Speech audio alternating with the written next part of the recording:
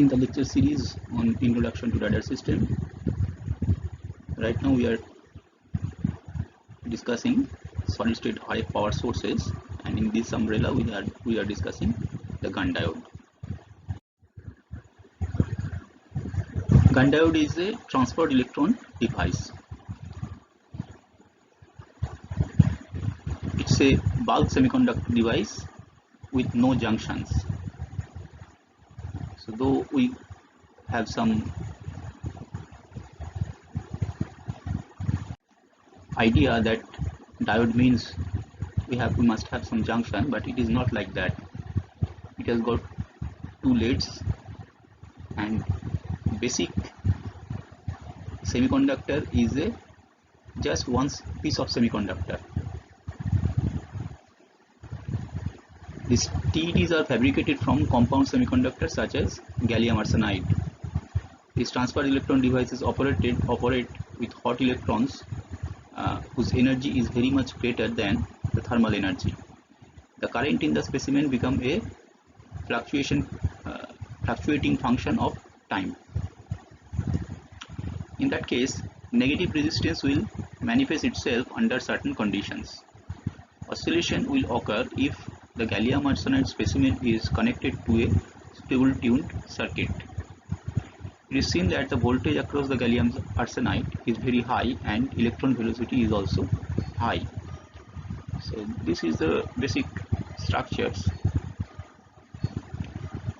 of gun diode, and this is the package, S4 package.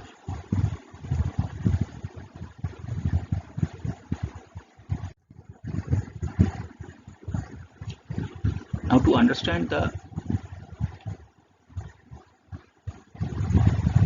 gun effect in gun diode, we will consider the famous two-valley model, which is also called the Ridley-Watkins-Hillsum model or RWH model. So according to this two-valley model, there are two regions in the conduction band in which charge carriers can exist. Here charge carrier means electrons.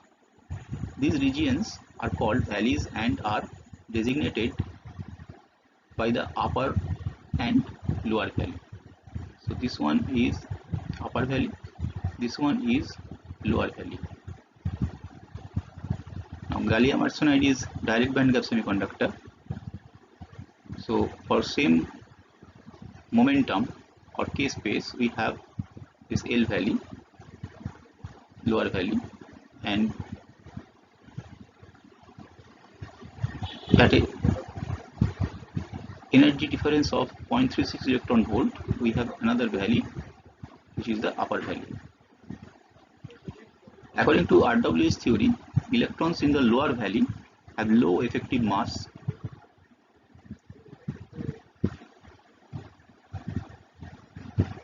and consequently a high mobility, nearly 8000 centimeter square per volt second. In the upper valley, which is separated from lower valley by potential difference of 0.36 electron volt,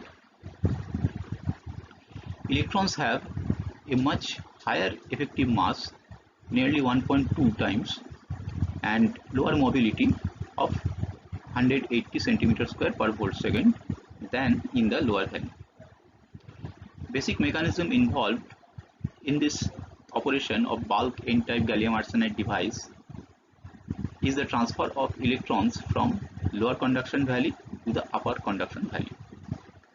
Electron density thus in lower valley and upper valley remains the same under equilibrium condition. Band gap of this specimen of gallium arsenide is 1.43 electron volt. So let us see how it works.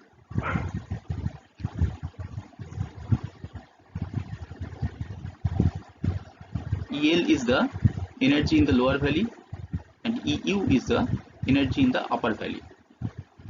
So when the electron energy is less than EL,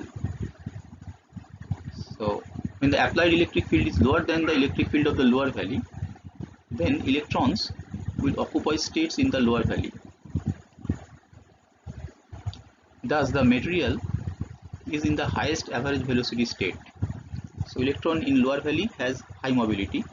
So this section, and drift velocity increases linearly with increasing potential, thus increasing the current density J and hence positive differential resistance, or we have the ohmic region actually. Now RWH theory is based on the population inversion principles. Now we will consider when the energy is in between the lower valley energy and upper valley energy. So the applied electric field is increased maybe of the order of 2 to 4 kilovolt per centimeter, higher than that of the lower valley and lower than that of the upper valley. Electrons will gain energy from it and move upward to the upper valley as the electrons, like this one, transfer to the upper valley. Their mobility decreases and the effective mass is increased, thus decreasing the current density and hence negative differential resistivity, this region. During this transfer within the conduction band, the J will fall in this way.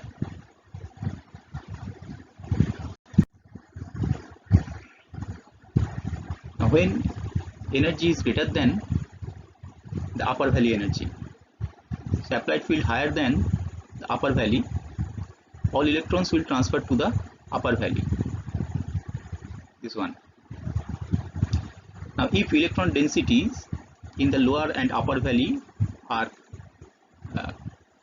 designated by NL and NU, the conductivity of n-type gallium arsenide sigma can be written as E into mu L NL plus mu U NU, where mu is the electron mobility and N is the electron density, E is the electronic charge. Once the electrons are in higher valley, they remain there as long as the field is greater than the critical value. So in this equation of conductivity, the mobility mu and electron density N both are function of electric field E. So we can differentiate this expression with respect to E, and we will get d sigma dE equal to E into mu L dNL dE plus mu U dNU dE plus E into NL into d mu L dE plus NU d mu U dE. Now assuming the total electron density is Nu plus NL, that is equal to N, and under this condition dE of NL plus Nu equal to dNdE, and since N is constant, so it is 0. That means dNL dE equal to minus of dNu dE. Also let mu L and mu U are proportional to e to the power p, where p is a constant, and under this condition d mu dE is proportional to dEp dE. That means p into e to the power p minus 1, that means p into e to the power p by E. So d mu dE equal to p into mu divided by E, as mu is proportional to e to the power p. Now substituting this equation C and equation D, this one, in equation B, here we can write d sigma dE equal to E into mu L plus mu U dN1 by dE plus NL mu L plus Nu mu U into P by E. Now current density, as we know, that equal to sigma into E, so we can write dJ dE equal to sigma plus d sigma dE into E. So we can write 1 by sigma into dj dE equal to 1 plus d sigma t divided by sigma by E. So clearly for negative resistance, the current density J must decrease with increasing field E, or the ratio dj dE must be negative. Such would be the case if the right hand term of this equation, this one, is less than 0. So in other words, the condition for negative resistance is minus d sigma dE by sigma by E must be greater than 1. So substituting this condition, we can write mu L minus mu u divided by mu L plus mu u into F into minus E by NL dNL dE minus P. This expression must be greater than 1, where F is Nu by NL.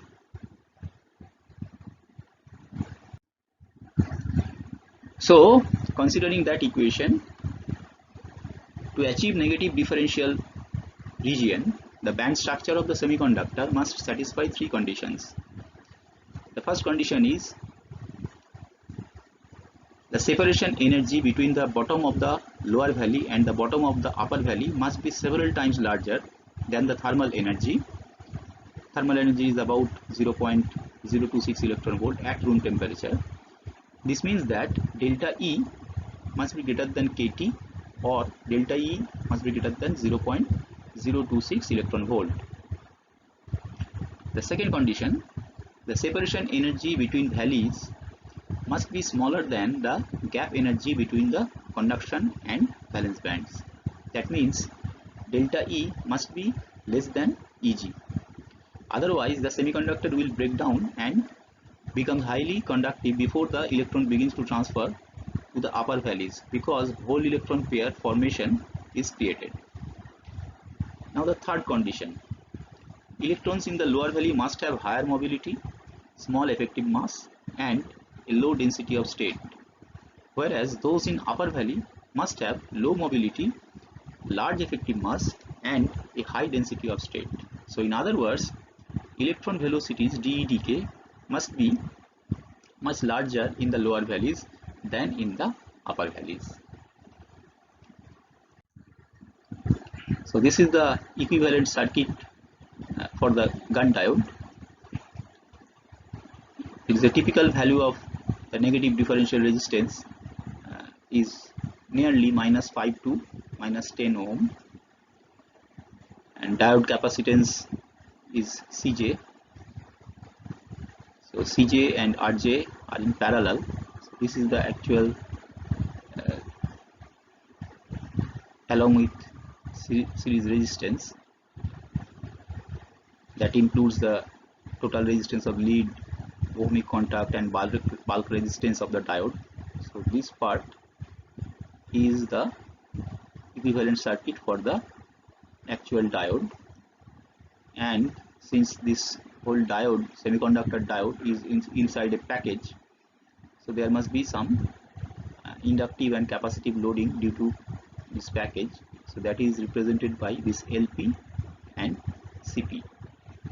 So these are the CP is the package capacitance and LP is the package inductance.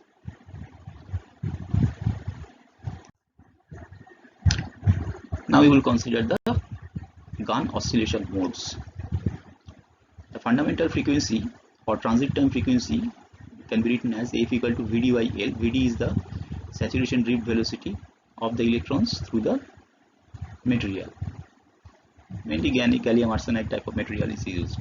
L is the length of the drift region or length of the active semiconductor portion.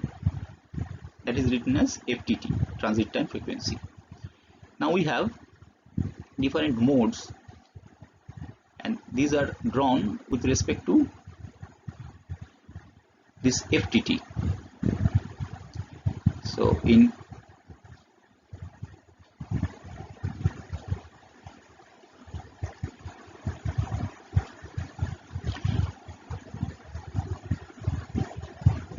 first we will consider the limited space charge accumulation mode, and under this condition F into L is greater than 4 into 10 to the power 7 centimeter per second.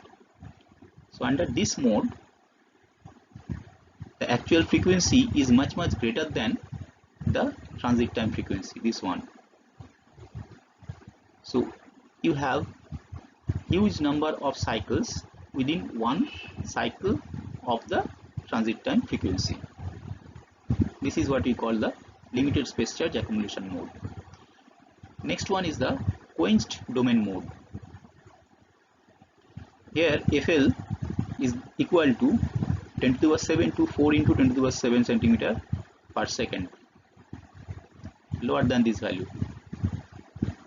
So in this case, here also F is greater than FTT, but within this time, within one cycle of the transit time frequency, you have just few number of complete cycles under this quenched domain mode. Next one is the transit time mode, and under this transit time mode, FL is nearly equal to 10 to the power 7 centimeter per second. So under this condition, the frequency is exactly equal to the transit time frequency. So within this time, we have a complete cycle of the frequency. This is what we call the transit time mode. And finally, we have the delayed domain mode, where FL equal to 10 to the power 6 to 5 into 10 to the power 6 centimeter per second. Here,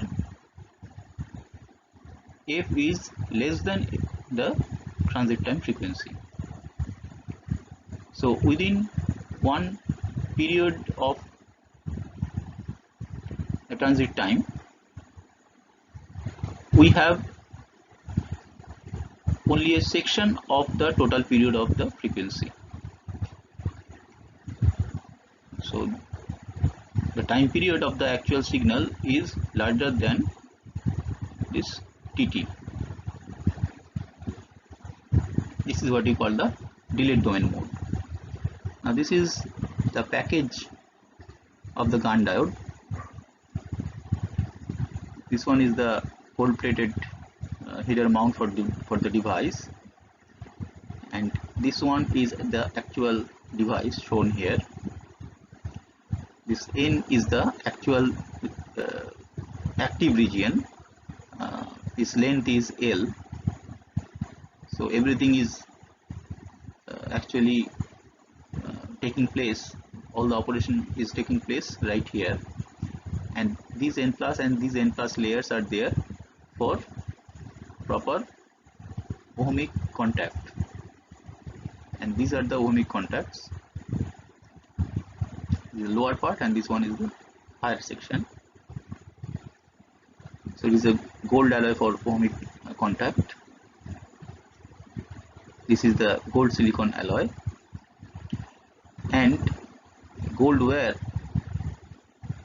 is touched this ohmic contact in this way, and it is going to the upper gold plated top cover, and whole thing is enclosed within the ceramic cover. This is actually the circular ceramic cover. So we are observing the cross section of it.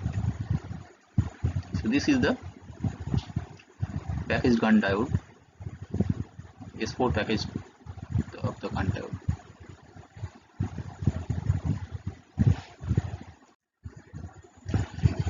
Now the typical characteristics of GaN diode. The CW power is nearly 1 watt in near 1 gigahertz frequency to 0.1 watt for 2.5 gigahertz frequency, 100 milliwatt for 18 to 26 gigahertz frequency, 40 milliwatt for 26 to 40 gigahertz frequency. Now if you consider the pulse power will be obviously little bit higher. So it's 200 watt in near 1 gigahertz frequency to 2 watt near 10 gigahertz frequency, and if you If it is operated in LSA mode, then 500 watt for 1 gigahertz frequency to 20 watt for 20 gigahertz frequency. Efficiency is of the order of 2 to 12%. Now frequency of the GAN diode can be changed by mechanical tuning and electronic tuning. Particularly for LSA mode, we have external tuning facility. Now GAN diode is mainly used an oscillator in various applications.